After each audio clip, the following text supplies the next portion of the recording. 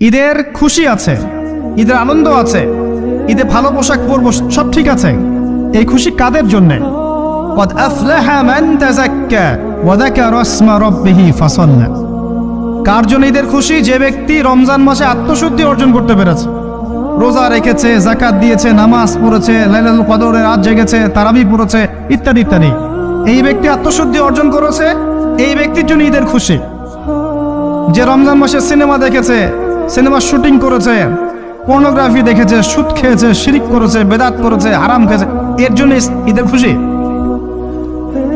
মানুষকে ঠকিয়েছে, ব্যবসায় মাল কম দিয়েছে, পণ্য মজুত করেছে, ইচ্ছা করে দ্রব্যের দাম বাড়িয়েছে, সরকারকে বিব্রত করেছে, জনগণকে দুর্ভিক্ষের দিকে ঠেলে দিয়েছে, এদের জন্য ঈদের খুশি?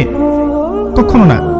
ঈদের খুশি তাদের জন্য যারা আত্মশুদ্ধি অর্জন করতে পেরেছে। যে আপনার জীবনে বড় বড় পাপগুলো কি কি হয়েছে, এই পাপগুলো যদি মানুষের সাথে